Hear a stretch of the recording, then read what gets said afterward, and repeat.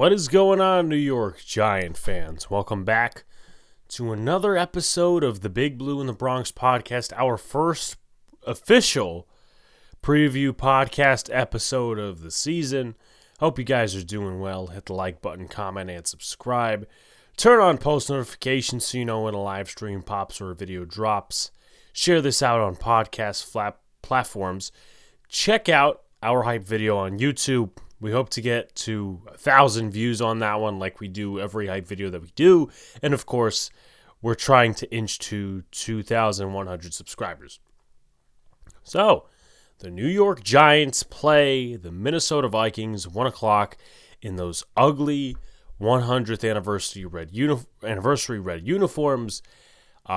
Usual lineup for what we usually do in the podcast setting here. We talk about the injury report. There is none. The team stats and the rankings from last year. I'll even throw in some of the Titans, things to look for, players to watch, keys to win, a prediction. And then the second half of our show is pretty extensive. We talk with Tyler Forness, who is a beat writer for A to Z Sports covering the Minnesota Vikings. So very fun podcast. Tune in, stay through the whole thing. Let's talk about it. So, in my opinion, this is a must-win game for the New York Football Giants. It's really because of two things. Number one, the New York Giants, really anytime they've gone 0-1, they've never been able to recover. 2020, 2019, 2018, pretty much most of, if not all, the losing seasons we've had in the past couple of years has been from an 0-1 start. And the Vikings, I don't want to say they're the easiest opponent on the New York Giants schedule because that's not true. I think the Panthers are. But also the New York Giants, in a way, don't really have room to talk because guess what, folks? We've been bad ourselves the last few years. And the Vikings, I would say, are pretty much on our level. The quarterback situation isn't good. Darnold, he could do some things, but he needs like a really good supporting cast around him. Maybe he could be a Geno Smith in another life.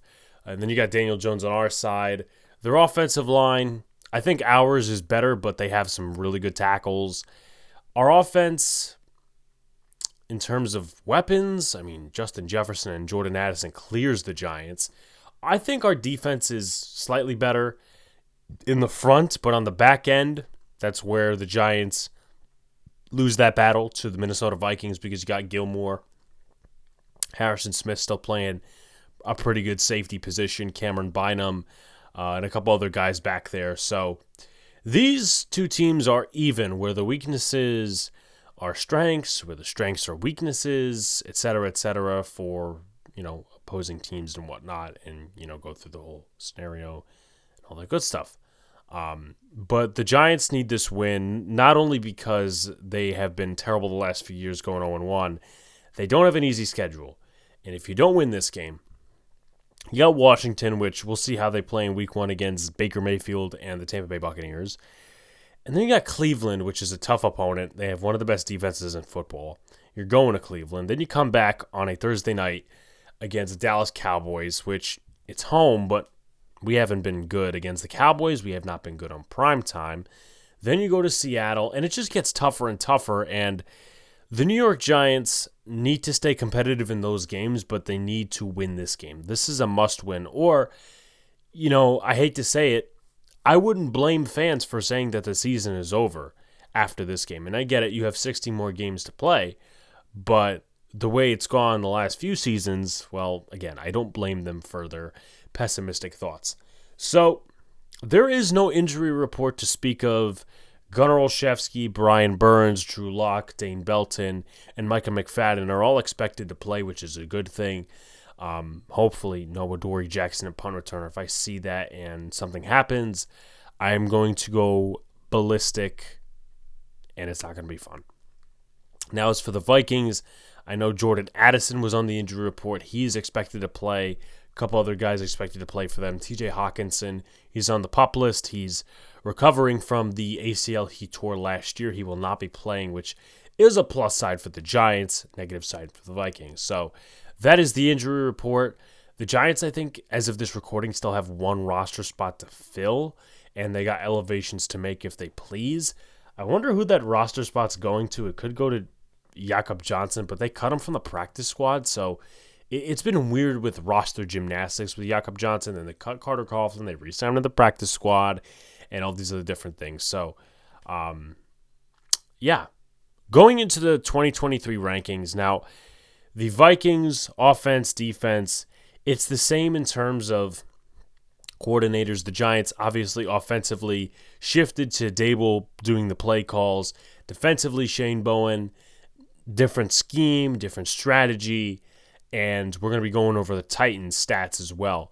So for the Vikings, 11th in total yards per game on offense, 5th in passing offense, 29th in rushing offense, and 22nd in points per game. Defensively, 16th in total yards per game, 24th against the pass, 6th against the run, and 12th in points per game. They were 3rd in pass percentage, 30th in run percentage, 6th in pass percentage on first down, 32nd in run percentage on first down. So you can see how the frequency adds up. It's not always, this team has a bad running game. They may not choose to run the football all the damn time. So that's why they were one of the last in running the football. Well, they didn't run it that often on first down and even in general. But defensively, they were 1st in blitz percentage, which is really no surprise. Them and the Giants were 1 and 2. With Brian Flores as the defensive coordinator. 15th in pressure percentage and 19th in sacks. That was with Danielle Hunter and a couple other different guys on the defense. DJ Wanham. I'm forgetting somebody else that I mentioned. Marcus Davenport. So that is the Vikings. Now, as far as the Giants go, 27th in total yards per game, 31st in passing offense, 16th in rushing offense, 30th in points per game. Defense, 27th, 19th in passing yards per game on defense, 29th against the run, and 26th in points. 18th in pass percentage, 15th in run percentage, 29th in pass percentage on first down, 12th in run percentage on first down. 2nd in blitz percentage, 18th in pressure percentage, and 28th in sacks. They had a decrease in terms of pressure percentage and 28th in sacks. Obviously, it wasn't great because there just wasn't quality production all the damn time on the edge. It was pretty much Kayvon, 11.5 sacks. Dex had 4.5, I believe it was. And everyone else was just here and there and around the square, which really wasn't a good thing for this Giants defense. Not to mention they got beat up a lot because the offense was so bad. But that was under a Wink defense. Now, you go to last year, right? I'm only talking about the defense of the Titans. 17th in total yards per game, 14th in pass defense, 29th in run defense. At least that's what the stat says. Hopefully I'm not wrong in that aspect. And 15th in points per game. Now I'm going to check that real quick because Shane Bowen's teams are usually very, very good against the run. I know we said the same about Wink when his guys came in here, but let's see. Rushing, defense, where were the Titans? Okay, so that stat was lying. Give me 1 second, guys. Sorry. So where were the Titans? They were middle of the pack. They were middle of the pack in the rushing defense, top 15. So my bad on that one. The Titans is a pass defense. Again, I'm getting this Verizon shit popping up, so get a little extra of that. The Titans pass defense, let's see where they were.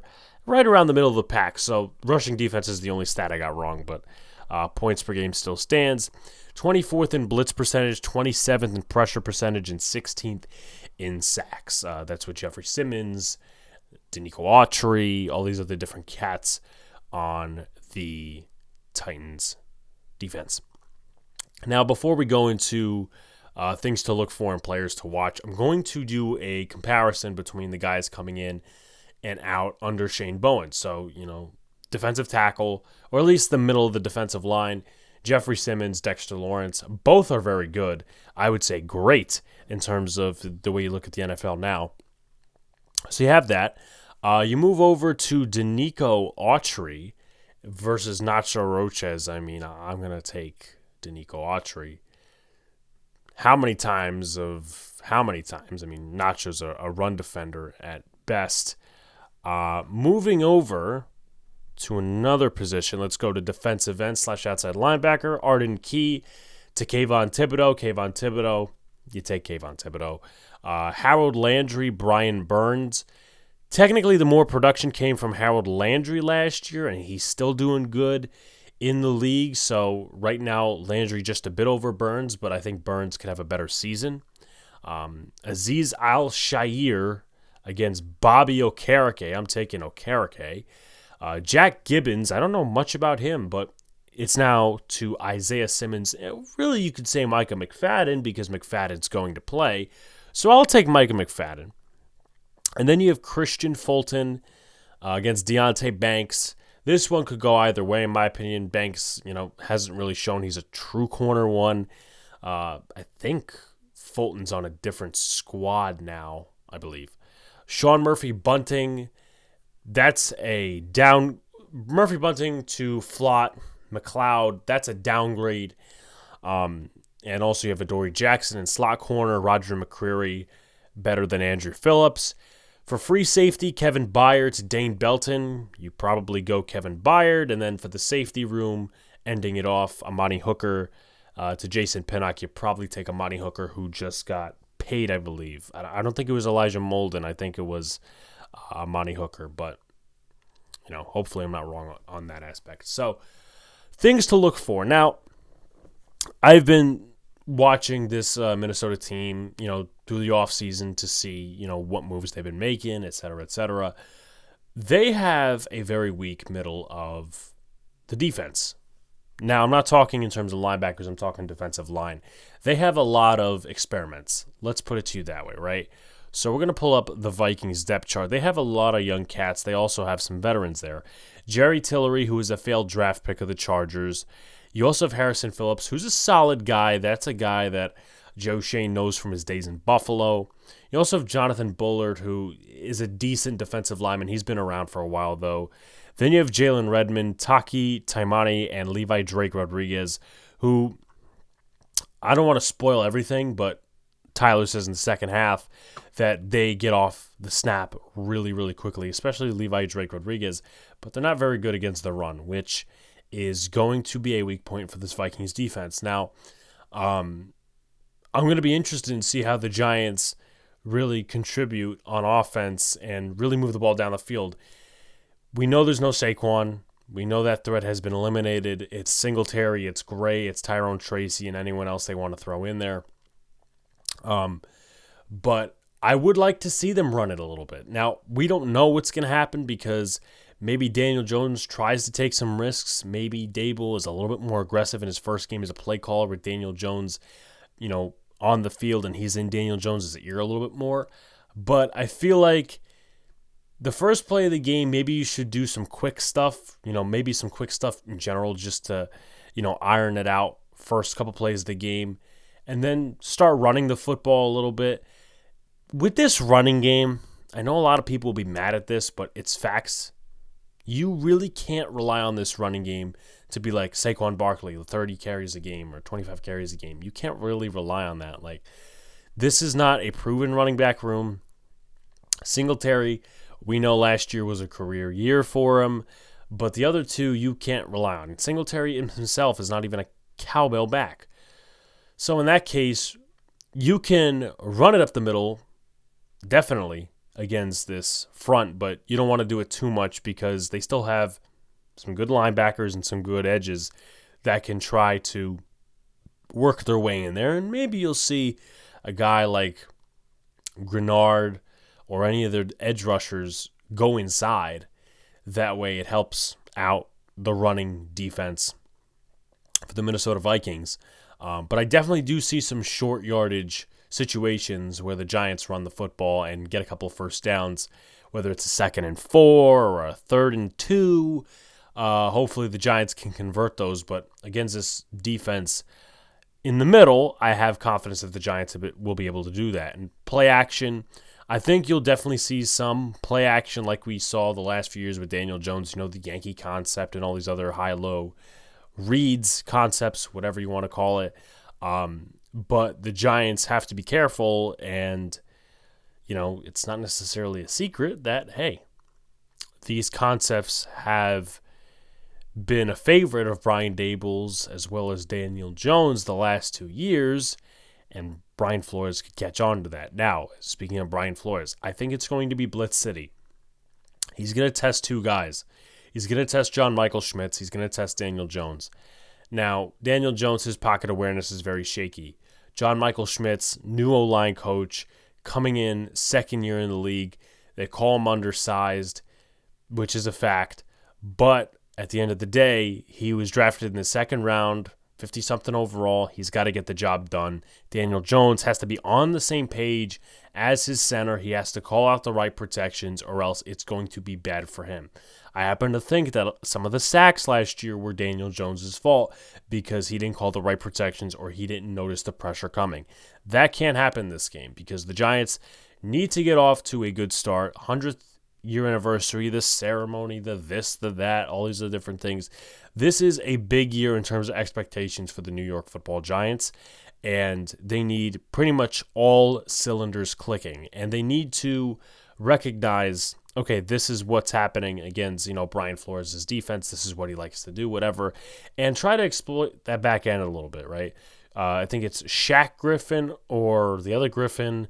I know one of the Griffin brothers retired. That was the one who has the arm issue. But the one with two arms, and I'm not making fun of him, I'm just saying the one with two arms, he's one of the corners for Minnesota. I actually have the depth chart in front of me. So Shaq Griffin, he's going to be one of the outside corners when Byron Murphy moves in the slot, which, again, are they going to flush it to Malik early on those blitz downs, if you will? Is it going to be quick passes to Wan'Dale Robinson? The Giants got to get creative. And moving over to more of the Giants' defensive side of the ball, I see two things definitely happening. I don't think they're going to put Cordell Flott or Deonte Banks on a total island. I think they're going to run some zone stuff, try to have a bend but don't break approach. But if there is man-given scenarios or scenarios in general where it's a zone and Cordell Flott's going up against Jordan Addison or this, that, and the third, I think the Giants will be in trouble. I think the Giants will be in trouble because right now, at least as it stands, Cordell Flott is corner 2. I'm scared about that because he hasn't played in weeks. Sure, he's practiced, but he didn't look good in training camp. And that was against Jamison Williams. Jordan Addison is better than Jamison Williams. Jordan Addison was a first-round pick, so was Jamison Williams, but Jordan Addison has proven more in this league. I think he got close to 1,000 yards last year. I believe the number was 911. I think he had 10 or 13 touchdowns. So this is not somebody, he's just some schmuck number 2 receiver. No, he is a legitimate receiver in this league. Some of us Giant fans were even clamoring for him. So that is as far as what I expect from the Giants defense. Bend but don't break approach. I think you'll see some stunts on the interior because I think you could take advantage of this semi-weak O-line in the interior. Ed Ingram has some issues with over-aggressiveness. Bradbury is a decent center, average at best. And you have Blake Brendel, who used to be a tackle, converted guard, and he plays better there now. So he's probably their best interior offensive lineman. But moving to the players to watch, you got Aaron Jones. Now, something that I'm really going to be interested in is what are they going to do on offense, right? This is the whole week one thing. What is this team going to do on offense? What is this team going to do on offense? We don't know. But Aaron Jones was brought in to be alongside whoever the quarterback was going to be and to give a run game balance, which really, you think about it, the Vikings haven't had. Now, they've had Dalvin Cook. They had Madison last year, but their focus has always been mostly on the passing game in the last few years. Now, do the Giants defend the run really well and they decide to be a one-dimensional squad? Or do the Giants not defend the run well, which personally I think the Giants are going to defend the run well. Hopefully I'm not wrong. And Aaron Jones is just useless in this game. Not that he's useless, but he's not used too much, maybe in pass protection along with Ty Chandler. But I personally think Aaron Jones is going to be stopped by this Giants defense. But some stats, 2 touchdowns last year, 4.6 yards per carry, 656 yards, 233 reception yards in the passing game, 1 touchdown, 7.8 yards per reception. You move over to the offensive weapons As the wide receivers, Justin Jefferson, I mean, we already know who he is and how well he plays. 68 catches, 1,074 yards, 5 touchdowns, 15.8 yards per reception. He had 25 catches over 20 yards, so 25 explosive plays. Jordan Addison had 15 catches over 20 yards, 911 yards, 13 touchdowns, 13 yards per reception. Let me just make sure. I'm pretty sure it was 10. So let me just take a look at that. Jordan Addison, while we have it here. Jordan Addison. Last year he had 10 receiving touchdowns and 13 yards per reception. So my bad on that one. Now you go to the offensive line. Their offensive line is pretty good. 7 penalties, 6 sacks, 15 starts last year for Christian Darrisaw. Again, when he's healthy, he does have some health issues, but when he's healthy, he's one of the better ones in the league. Then Brian O'Neill, 884 snaps last year, a total of 8 penalties and 6 sacks allowed. So they are going up against Brian Burns and Kayvon Thibodeau, and it's going to be interesting to see who wins those particular matchups. Now, going to the defense, they have 3 edge rushers that we're really looking at here. I don't know how much Dallas Turner is going to play, but they may do something with the fronts. Jonathan Grenard, 52 tackles, 12.5 sacks last year, 22 QB hits, 15 TFLs, and 32 quarterback pressures with Houston.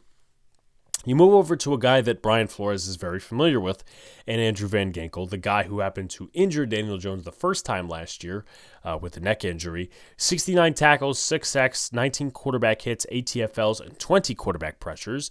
And then you move to Dallas Turner, and these guys play quick off the ball. Van Ginkel especially. He's a speed demon. Dallas Turner, 53 tackles, 10 sacks, 14.5 tackles for loss, and 54 quarterback pressures at Alabama last year. Of course, he was picked within the teens by the Minnesota Vikings. He moved to that secondary. Stephon Gilmore. He's still got it at his age. Not an elite corner, but he's a good corner. 68 tackles, 55.8 completion percentage, 4 touchdowns, 2 INTs, 82.7 passer rating, 659 yards given up. Then you move to Byron Murphy, who had his first year in Minnesota last year after coming over from Arizona. 57 tackles, 67.3 completion percentage, so it's higher because he was a slot. 6 touchdowns, 3 interceptions, 97.8 passer rating. There was a few weeks he was just on fire. 781 yards. I'm going to go to Blake Cashman before I go to the safeties. A guy who started out with the Jets, was with Houston, and also came over. Completion percentage in coverage last year, 69.1. He had an interception, a touchdown, allowed 78.1, which isn't bad, respectfully speaking, because middle linebacker is not really known to cover well. But he had 7 pressures, 2 sacks, 106 tackles, which is the highest of his career. He had a career year last year, arguably a Pro Bowler. You move to the defense in terms of the back end further, closing up the defense, I mean. Cameron Bynum, 137 tackles last year, half a sack, 2 INTs and 17 starts, a quarterback hit, 2 TFLs. So those are some great stats there. 3 touchdowns allowed in coverage, 98.9 passer rating, 76.1 completion percentage, 698 yards given up. And then for the veteran out of Notre Dame, Harrison Smith. Yes, he's been playing in the league since 2012. Holy shit. Total of 34 career interceptions. But he played 17 games last year, 3 forced fumbles, 3 pass deflections, 93 tackles, 6 quarterback hits, 3 sacks, 2 TFLs, 333 yards allowed in coverage, no touchdowns allowed, 83.3 passer rating, and a 65.4 completion percentage. All right, let's get to keys to win. Keys to win. Number 1, for me, it's going to be get to or confuse the quarterback. Sam Darnold is known for his turnover problems in the course of his career. The Patriots, Monday Night Football 2019, had him seeing ghosts. And this is a guy who hasn't been consistent. Now, he is more ironed out a little bit because he was with Kyle Shanahan, but we'll see how much of an effect that actually takes in terms of his mechanics, his attributes, etc., etc. But not just because he's a bad quarterback or he's not a good quarterback, to put it in terms. It's also because it helps out the Giants secondary. they have a young corner 2 spot. They have a young corner 1 spot. And if Justin Jefferson is getting open and Jordan Addison is getting open, the pass rush is not going to have a chance to get there, which may force Shane Bowen to move some stuff around, whether it's blitzing more, blitzing less, stunts more, stunts less, or arranging some zone opportunities. But the Giants have to give each other a chance. The back end has to give the front end a chance, vice versa. I think the back end giving the front end a chance has to be a little bit more on their side than it does of the front end giving the back end a chance, because you're not winning off the snap every single snap. It's just not going to happen. So get to or confuse Sam Darnold. Number 2 is run the football. I think running the football against that weak interior is going to be key. Not that you have to pound the rock. I don't like that. I know it's an old school thing, but the Giants don't have the running game like that. They don't have like run grading run blockers. They did 2 years ago, not this time around. They don't have the running backs to do that. But Daniel Jones cannot be passing for 40, 50 times a game, especially in this type of game where it's going to come down to the wire. So run the football effectively. How many yards per carry? Move the chains. It's going to be a grit and grind type game. And I talked about this in the X Factor video that we did with Daniel Jones. Go check it out. I also said this in a couple other different videos. Turnover-free football. The Giants are not going to have a huge margin for error, because if the offense is about average or just below average, that's not going to create a ton of time and space for mistakes, especially when you have a bend but don't break philosophy of Shane Bowen, the way it looks right now. Yes, his defenses have been strong in the red zone, but at the same time, when you're dealing with a defense like Bowen's and it's a bend but don't break, it tends to take a lot of time off the clock. And the Giants are not an offense that scores every single drive. They don't even score that often, like every 2 drives or something like that. This is an offense that has a new look, but as of right now, they're still one of the worst offenses in the league, because you're still coming off of last year's reputation. Unless you want to say it's a new year, new offense. So get to confuse the quarterback, run the football, turnover-free football. Before we go to Tyler Forness and his thoughts on the Vikings and his analysis, I got to give a prediction here. I'm going to say that the New York Giants take this one. It's got to be a low score here. Give me 20-14. 20-14. I feel like the Vikings are going to get stopped on their final drive by the Giants defense.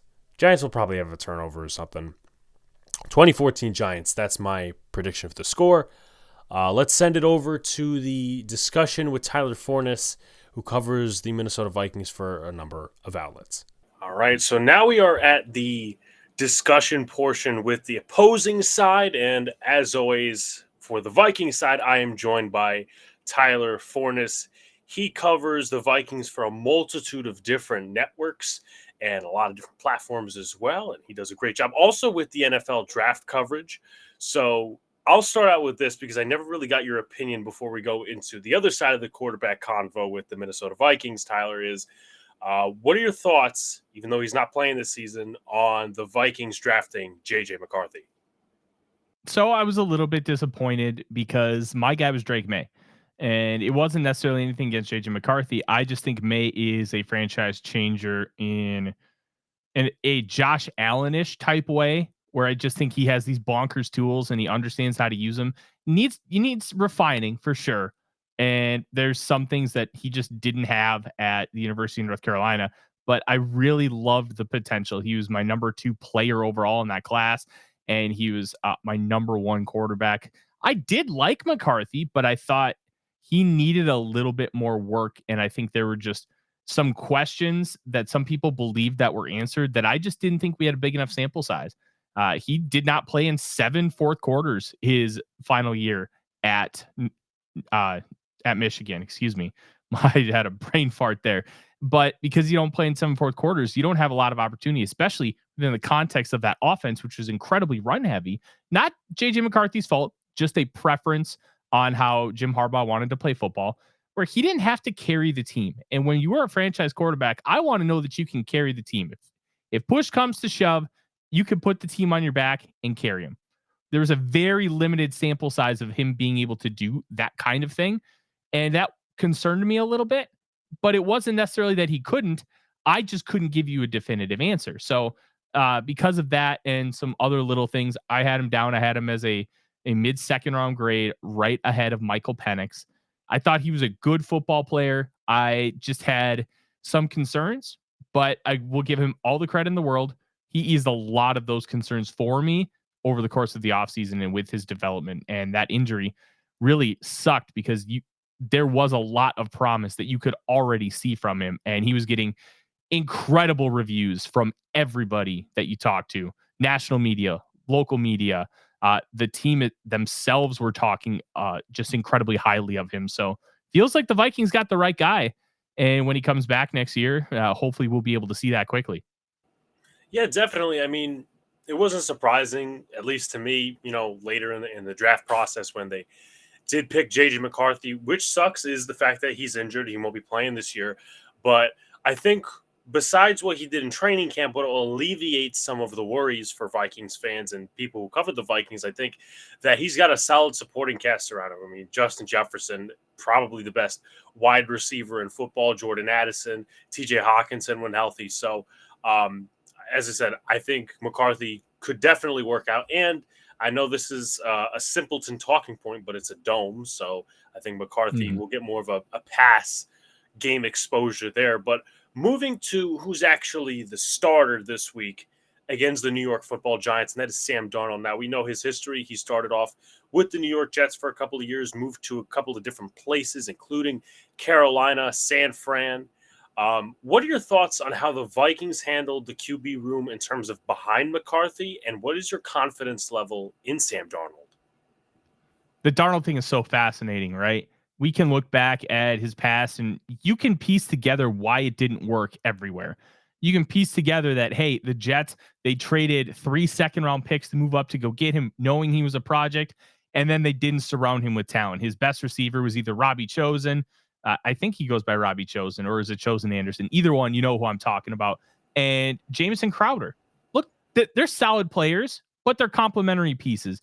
There was not anybody that he could lean on. He also couldn't really lean on the running game. And then he got stuck with Adam Gase for 2 years, and that really cratered his development. Gets traded to the Panthers. Matt Rule's first season there. Rule wants to find a franchise guy. He believes, hey, you know what? Maybe that could be, what's his name? Maybe that could be Darnold. And you look at all those factors, and in Carolina, didn't exactly have a great run either. He showed a couple flashes, but they weren't ready to support him either. He goes to San Francisco, and the one game he did start, he played pretty well, and it looked like some of the mechanical stuff was kind of ironed out by Kyle Shanahan, and he was utilizing his talent in a much more efficient manner, and that experience in the offense translates 1-to-1 here. Look, the Vikings are arguably the best situation for a quarterback. You have a talented and creative play caller in Kevin O'Connell, the best wide receiver in Justin Jefferson, a really great complementary piece in Jordan Addison, a top 5 tight end in TJ Hawkinson, who won't play on Sunday, but he's almost done recovering from that torn ACL last year. 2 bookend tackles who are a top 3 duo at minimum in the National Football League in Christian Darrisaw and Brian O'Neill. Plus, you have a talented duo of backs. Aaron Jones was one of the more efficient backs in the NFL last year during the 11 games that he did play. And the Vikings love Ty Chandler, who is arguably the most explosive, if not like a top 3 to 5 most explosive running back in the National Football League with his 99th percentile 40 and 99.7th percentile 10-yard split. So you look at all those things, and the best part for Darnold might be the JJ McCarthy injury. He won't be looking over his shoulder at all. He gets to focus on being the guy for 17 games. If he throws a pick, he's not going to have to worry about being benched. If he makes a bad read, not going to have to worry. Be like, all right, here's how we fix it. Let's go do it. This is his team for the year, and he has a chance to really resurrect his career. I think there's a real chance he's the next Geno Smith. I'm not going to bet my house on it, but if it happens, there will be zero shock to me at all, considering all those factors that I just mentioned. Yeah, for certain quarterbacks, it does take a a number of years to develop. And I could definitely see the Geno Smith scenario. And you're right about the surrounding pieces, right? We talked about it with McCarthy, even though they're two different talent levels and two different types of quarterbacks, whatever, two different situations and scenarios. But Jordan Addison, Justin Jefferson, the same talking points, and the fact that he's in a dome, but also coming over from San Fran and a little more ironed out in terms of the technique and all the Mhm. other stuff, the intangibles. I mean, that's a pretty good outlook in terms of if you're Sam Darnold trying to rehype your career and everything. Um, gonna go into the next question. If it wasn't for the quarterback, take the quarterback away, and I know you really can't, but just for scenario's sake, and I know that we talked a little bit positively on Sam Darnold. Mhm. Would you guys be a playoff team? Do you think that the Vikings have the roster to go to the playoffs if it wasn't for the quarterback? Or do you think Sam Darnold could get you to maybe 8, 9 wins this year? I think the Vikings are going to end up with 7 or 8 wins this year. And I think one of the things that gives me promise for that is you look at the end of last year. The Vikings started 3 quarterbacks in the 9 games after Kirk Cousins tore his Achilles. And at that point, they were 4-4, but they were also surging. They were on fire over those last 3 games with Cousins. And they were crushing the Green Bay Packers in Lambeau when he tore that Achilles. So you look at that and you look at how they played without him. They got crushed by the Packers at home on New Year's Eve. It was national television. It was an embarrassment. And the Vikings seem to have at least one of those a year. But in their loss to the Bengals, they were up 21-3 going into the fourth quarter. They were competitive and they were up in the second half against the Detroit Lions on Christmas Eve. This is a team that is talented and was very competitive, even though they went 3-6 with those backup quarterbacks. And it kind of showed me that this offense is relatively quarterback proof as long as they don't turn the ball over. And that's been an issue for Darnold his whole career, especially with fumbles. Fumbles have been just killer for him. So if he figures out how to not fumble, I think there's a real chance the Vikings can make a playoff push, especially because, as we both know, this is a relatively weak NFC. Like the AFC is significantly stronger than the NFC is right now. And like it's very possible. I also don't think that there's a Super Bowl run in them. I don't think that there's maybe like a 1% chance they win the division. I don't see that possibility. But if Sam Darnold is really, really good, like they could make a decent run. They could maybe compete in a playoff game. But overall, this team is too talented to be actually bad. The only way they're actually bad is if their top players get decimated by injuries. They've got great schemers on both sides of the football. They do have talent. They're blatant holes, and they are going to be counting on inexpensive players to fill those holes due to the 65 million in dead cap that they have, mostly because of Kirk Cousins and Danielle Hunter.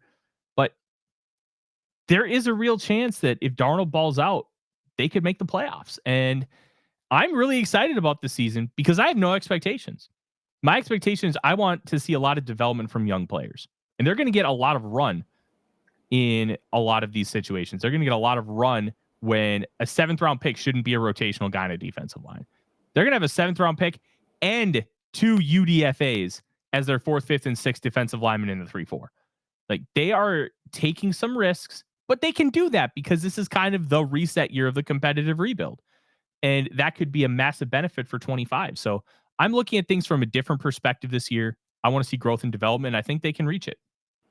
Yeah, definitely. I think just like you that there's a good amount of talent on the Vikings roster, and outside of quarterback, we'll see what happens. But the Vikings were very pass happy last year with Kirk Cousins, and now it's a different quarterback situation. I was also in a Giant space earlier, and obviously we'll see what happens on Sunday. But they were debating are the Vikings going to try to pass it a lot on Sunday because Cordell Flott is likely the second corner, and you have Justin Jefferson and Jordan Addison, who is no longer declared injured. Or are they going to try to force the run a little bit? You guys just signed Aaron Jones in the offseason. What would you expect from this game in terms of offensive approach and also just long term for 17 games with the current running back situation? So I don't really know how they're going to kind of handle things initially with these guys.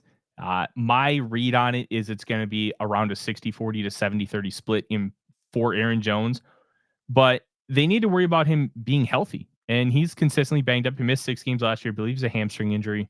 And all of his injuries have been ankle, knee, or hamstring. So they need to make sure that he's healthy and that he can sustain for a 17-game season. He's only played every single game in 2 seasons. I believe it's 2019 and 2022. And he's been in the league for 7 years. He's going into year 8. It's been a thing for him. That's why he's never been a true bell cow, because there's been real concerns about him staying healthy. And I think, especially because they like Ty Chandler significantly, they are going to try and take advantage of that. They're going to try and take advantage of having him really take some of the pressure off of Aaron Jones and get some run. And both of them can be 3-down type of backs where you can trust them on first, second, and third down. Chandler can be a little spotty with the pass protection, but he is very good at it. He just has some consistency issues. It's not a skill thing. So I don't know what they'll do week 1, but I think overall throughout the course of the season, if both of them play 17 games, you're looking at between a 60-40 and 70-30 split in favor of Jones. Yeah, definitely. And I'll say before McCaffrey, I think he either got injured. I'm pretty sure he wasn't traded yet, but I'm pretty sure it was when he got injured in Carolina. The weeks before that, I think it was before the Dallas game, that Darnold really showed that, with a competent running game, he could be a solid quarterback. So that's at least a look of progress for the Vikings. Moving to the tight end room. Now, TJ Hawkinson is out this week. Do you think the tight end position will be a weakness on offense, whether it comes to being as a part of the receiving game and or run blocking, or do you think it will survive for the time that Hawkinson is out? Now, I don't remember the other 2 tight ends' names, but I do know the name Johnny Munt. Yeah, so the tight end room obviously is going to take a hit without TJ Hawkinson. That part kind of stinks, but I also don't think it's going to be this massive deal to not have him in the lineup. He is a very talented player and he's a top 5 10 in the league. But when you have Johnny Munt in there, it's kind of like going to the dollar store and buying TJ Hawkinson, where he can do a lot of the same things. It's just not quite at the skill level, but archetype wise, it's a very similar type player. So he's going to fill in that role, and you're going to see a lot of Josh Oliver, but Josh Oliver might technically be tight end 1, but he's going to keep his same role, which is essentially to be a third tackle on the field. Last year without TJ Hawkinson, the splits were about the same for Oliver as they were pre TJ Hawkinson injury, and Munt just filled the role of Hawkinson. So you're going to see a lot of Munt, who Kevin O'Connell loves, calls him the best tight end 3 in the league. And he's a tight end 3 because you have Josh Oliver's tight end 2, but they do really like him. And that's a genuine thing. I think the tight ends are going to play a factor. First game, I can already tell you what the first play is going to be. It's the first play. It feels like half the Vikings games. It's going to be a play action bootleg with a dump off in the flat to either Oliver or Munt. It's going to go for 10 to 20 yards and a first down. And that's going to set the tone for the drive, really get them in the swing of things, and to just make things a little bit more comfortable and easier for Darnold. They did it a lot for Kirk Cousins. They did it a lot for all the other quarterbacks on the roster. It's like a go-to for them. So I don't really have an issue with the tight end room as it sits. Plus, you have Robert Tonyan on the practice squad, who they could just call up for a couple games in lieu of Hawkinson being hurt. This is a talented group, and may not be a great group without Hawkinson, but I think they're going to be plenty serviceable enough. On that play action bootleg, I hope you're listening, Dable and Shane Bowen. Going to the offensive line a little bit, you talked about the bookend tackles of Christian Darrisaw and Brian O'Neill. They're going to be facing Kayvon Thibodeau and new addition Brian Burns this week, and then Dexter Lawrence and whoever the Giants put aside him versus Ed Ingram, Blake Brendel, and or Garrett Bradbury. How would you rate your offensive line going up against this Giants upgraded defensive line, if you will? So I think it's twofold. Overall, I'd give the offensive line a B to a B plus. I'd give the tackles an A straight up. I think it's a top 3 tackle duo in the league. The only 2 that I think you could argue are better would be Philadelphia or Detroit, where you got Jordan Mailata and Lane Johnson. That speaks for themselves, especially with Jeff Southland coaching him. And then Taylor Decker, Penei Sewell, where Sewell is probably a little bit better than Darrisaw, but I think O'Neill's a little bit better than Decker. And that's a coin flip. So top 3, no problem. But then you get to the interior, more like a C plus, where you're going to get some really good play out of them, but you're going to have some, it's like, what are you doing? Ed Ingram is a very contentious player around the Vikings fan base. I really fight how people negatively view him because one of the big things with Ingram is he kind of blocks like Mike Tyson, where he's a heavyweight kind of fighter and he wants to knock you to the ground, but he doesn't do it like a Trent Williams where he'll just grab you and push you into the ground. He's going to try to punch you into the ground, and he's very, very powerful. But the problem is when he misses, that's when a lot of those pressures and those mistakes that people like to bring up come into fold. So he needs to be more consistent. He improved significantly from year 1 to year 2.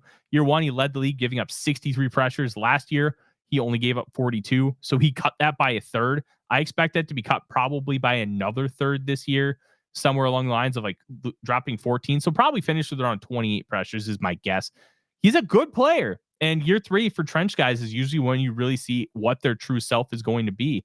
I think that you have a really talented bunch in on that offensive line. Bradbury is what he is. He's around the 16th to 25th best center week in and week out. He's fine. He's only making $5 million a year. Yeah, no problem with that. You'd like better, but you could have worse. And Brandel, he's going into his, I think technically classified as his 4th year, but he was a 2026 round draft pick at left tackle.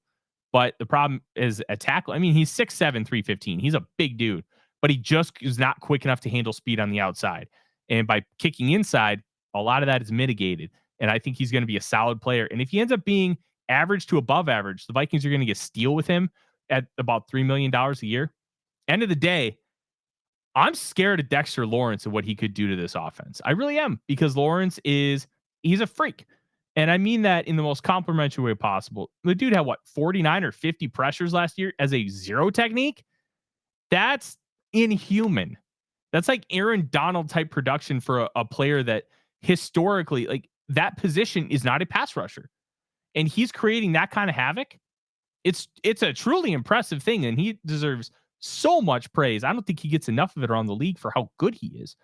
And that honestly scares me, because he could single-handedly ruin what the Vikings want to do on offense. And I hope that they've got a slew of protections to prepare for him. Yeah, definitely. I think Dex is definitely underrated, but I think it's more of the fact that he's been on a losing team for a number of years. I would agree. And I'll ask one more question about the O-line before we go to the defense. This is not necessarily about the current Vikings O-line, but this guy currently is on IR for us, and he had a decent showing up until Game 3 in the preseason.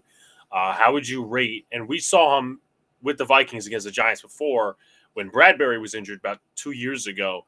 How would you rate Austin Schlottman? He's a replacement level center. If he's your backup, I'd say you're doing just fine. Like, he can come in and give you average play. And for a backup offensive lineman, you really can't ask for more than that, unless you have a guy like, I don't know if Evan Neal's starting for you, but if he's a backup, he can give you high level play. But the problem has always been his balance. His balance is bad because he's 6'7", 360. He is maybe he doesn't weigh 360 anymore, but he's just a large human who just never quite figured out the balance aspect. Where a guy like Schlottman, just a bang average backup center. And if you have to play him, it's not a disaster, but I don't think you want him starting more than like 3 games at a time. And we have to worry. I mean, he's on IR, as I said, and we do have some center injury problems. Not that Schmitz is not going to start. I just have some injury concerns with him. But moving to the pass rush for the Minnesota Vikings last year, it was Davenport and Daniil Hunter, and now it looked like a little bit of a free agency trade. It's Jonathan Grenard, Andrew Van Ginkel from the Dolphins, and newly drafted Dallas Turner. Would you call that a big upgrade to the pass rush? How do you value that room? So it's interesting, and I think you can look at it from multiple ways. Daniil Hunter is the best pass rusher of everybody that the Vikings have had the last 2 years. I don't think it's a question. The thing is, he was not a fit for how Brian Flores wanted to attack on defense.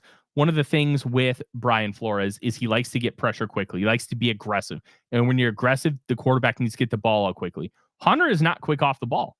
Jonathan Grenard, Andrew Van Ginkel, and Dallas Turner, all very quick off the ball. So, and Levi Drake Rodriguez was, I think, the second quickest defensive tackle off the ball throughout the course of the preseason. Like, they're prioritizing getting off the ball quickly, And I think that is going to make a really big difference in how effective that this unit can be. It's no offense to Hunter. Hunter's great. And I think he's actually going to be better for the Houston Texans this year because one, he's not going to get as much attention with Will Anderson on the other side. But two, he's playing in a 3-4. Sorry, a 4-3. And that's going to fit how he likes to play significantly better than what it was this past year in Minnesota. So I think the Vikings are overall in a better spot with their pass rushing group. I think Hunter is in a better spot for himself to be great in the National Football League because I think he's been underrated his entire career, which is shocking because he's been so good for so long. But I think Houston's going to get a lot of national attention, and I think he's going to bring a lot of it upon himself with his play. He's definitely one of the best players on that defense by far. Moving to the interior of the defensive line, the Giants have more of a straightforward rushing attack by committee. They'll do outside runs and whatnot, but it's not going to be like they did with Saquon the last few years. If the Giants' O-line looks good, and to go back on one of the things that we were talking about a few seconds ago, it's going to be Jermaine Olemanor, not Evan Neal, thank God, at right tackle. But if the Giants' O-line looks good, do you think guys in the interior, like Jonathan Bullard, Jerry Tillery, could struggle? And even some of the guys you were talking about earlier, some of the undrafted free agents and late round picks, do you see them being a weakness in the middle of that defense? Yeah, it's a major concern for the Minnesota Vikings. You could argue that it's the worst defensive line in the National Football League, and it's it's intentionally and unfortunately by design. The Vikings prioritized fixing edge rusher because they believe it to be a more important position. And I think with how Brian Flores wants to play defense, you're going to see 3 or 4 edge rushers on the field at a time in multiple points of the game on Sunday. And because of that, the defensive line kind of takes a back seat. And I do believe with how they're kind of structuring this rebuild that defensive line is going to be a massive priority next year. I also think that they're taking that risk with those 3 rookie defensive tackles that if 1 or 2 of them balls out and proves that they can be a reliable player, that's a way to moneyball this roster where, hey, I can give them like a cap hit of less than $1 million and I get a quality player. That's great.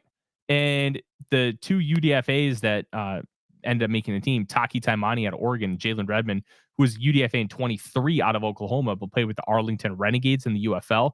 If 2 of those 3 with 7th round pick Levi Drake Rodriguez paired in there, they play well. It's just going to be a massive win for this season and next season. But Phillips, he is an above average defensive tackle. He would be a starter on most teams in the NFL, if not all of them. And then you look at Bullard. He's like a great D lineman 4, but he's probably D lineman 2 on this team. And Tillery, I think he's got upside as a pass rusher. He's always had this great athletic profile, just has never been able to put it together. I don't expect him to necessarily put it together this year, but he's got a chance because he's going to get a lot of opportunity. Like, they're good rotational pieces, but you don't have 3 starting defensive linemen on this roster. And that's a problem. And if you look back at the Eagles game last year in week 2, the Vikings said, Hurts is not beating us. We're going to sell out to stop Hurts. The running game is going to have to beat us with DeAndre Swift. Well, and then it did because the defensive line stunk. So I'm really worried about the defensive line as an overall whole. But there are paths to where it can be solid enough within the context of how this defense wants to run. And to me, that's the intriguing element. Yeah, definitely. So moving to the secondary, is there more confidence? I remember a couple of years ago, I believe it still probably was under Zimmer, maybe the first year of O'Connell, because it was a different defensive system with Ed Donatel, and we all saw the guys going wide open. But is there more confidence in the secondary with the addition of Stephon Gilmore, another year of Byron Murphy? And also, I was looking at the Vikings depth chart, and I figured I'd ask this question. Who's going to be the slot corner? Okay, so the way things kind of work with this Vikings team, Byron Murphy is the slot corner. And here's how kind of they structure that. If it's 2 corners on the field, Murphy is on the outside. If they're playing big nickel with Josh Metellus, which they have 3 safeties on the field like 95% of the time. They did last year. It's an insane rate, but they have 3 really good ones and a 4th in Theo Jackson, who honestly should be a starter. So you have a lot of talent. Josh Metellus or Cam Bynum will slide into the nickel slot. If they play a standard nickel where they bring on a third corner, Byron Murphy goes inside. So that's kind of how they structure things on the back end. And with this corner room, I kind of like it, but it has no future because Byron Murphy is on an expiring contract, but he's only 26 years old. Shaq Griffin and Stephon Gilmore on one-year deals. Same with Fabian Moreau. Caleb Evans and Dwight McGlothern, along with Mekhi Blackman, who's on IR with a torn ACL. They only have 3 corners for 2025, and one of those is a UDFA from this year. So I don't love this room as a whole on the long term, but this year, I think they have a solid floor. They're not going to be a disaster. I think they could be solid. They could actually be good if players like Gilmore, Griffin, and Murphy play well within the context of the system. And I think when you're talking about trying to stay competitive, they didn't want to have a cornerback room, bunch of old dudes. Gilmore and Moreau were catalysts from what happened in July. Everybody knows about the tragic passing of Kyrie Jackson, who was a 4th-round pick out of Oregon. And then Mekhi Blackman, who's a 3rd-round pick out of USC last year, tore his ACL. Both those happened in July. So they had to scramble to try and figure out how to piece together a cornerback room. So this is a makeshift group, but I also think it's a makeshift group with a solid floor that won't be able to be taken advantage of easily unless you have just an absolutely elite wide receiver room and quarterback. Yeah, definitely a little bit different for the Giants, but based on how you're describing it, I prefer the Viking situation now and all that other stuff. But moving into further game preview, one X factor for the Vikings on offense and one X factor for the Vikings on defense. X factor for the Vikings on offense is the interior of that offensive line. If they can handle Dexter Lawrence enough where they mitigate his potential success and they mitigate his disruptiveness and havoc created, I think the Vikings offense can do a lot of really good things. I'm intrigued to see what Shane Bowen wants to do because whenever you're a defensive coordinator that plays for or coaches under a defensive head coach, you really got to wonder how much of that defense was him, how much of that was Vrabel, and when he gets a job elsewhere where he gets full control, what does that look like? And I'm really intrigued to see what that ends up looking like. I will say they ran nickel the second most times out of anybody in the National Football League in Tennessee. And they also ran 5-2-4. So 5 down linemen, 2 linebackers, and 4 DBs, the most of any team in the National Football League last year. Does that translate to what we see in New York? I don't know. I'm very interested to see how Bowen is going to call this thing because there is a lot of intrigue from my perspective on that. And then on defense, I'm going to say it's Jonathan Grenard. Grenard is a perfect fit for this defense. And honestly, I think he's going to be better for the Vikings this year than Danielle Hunter was last year for the Vikings, just due to what his skill set is and what he's really good at. And that's getting off the football and having incredible length because he has 35.5-inch arms. That length is going to be a game changer. Plus, with the edge rusher depth, it would not shock me if they kick Grenard on the inside sometimes because you got guards with like 32.5-inch arms. Well, I got you beat by 3 inches. I'm just going to be able to put my hands in your chest and drive you back because I have the ability to. And then you have Van Ginkel and Turner being able to do a lot of things on the edges as well. I think those 2 factors are going to really play a big role here. And I'm excited to see Grenard in this defense, especially. Yeah. So moving over, if you're game planning, you're a Vikings coach or whatever, and you need to watch out for some Giants players, X factor for the Giants on offense and X factor for the Giants on defense from a Vikings perspective. I think the X factor is Daniel Jones. Jones is not what you call a great quarterback, but what he does well, he can gash you. And you have to prepare for him in a similar way that you prepare for Lamar Jackson. He is not Lamar Jackson. Let's not get that twisted. But if you leave a B gap open, he's going to take it and he's going to gash you for 10 to 12 yards, maybe 20 or 30. You have to play contain while trying to get pressure on him. And that is a very difficult thing for defenses to do because it's counterintuitive. You want to be explosive and get this pass rush and pressure, but then you also have to think, oh, I need to have gap integrity. It's a very tough assignment. So the Vikings are going to have to find a way to have gap integrity with guys like Dallas Turner, with guys like Andrew Van Ginkel, and not just have the urge to all of a sudden try to bend the arc and leave that B gap wide open for Jones to be like, Okay, I'll take 10 yards. Thank you. That's going to be a really, really big thing for me because that's going to be that could be a potential game changer. And defensively, we talked a lot about Dexter Lawrence. So I'm kind of worried about Kayvon Thibodeau. That dude is a monster.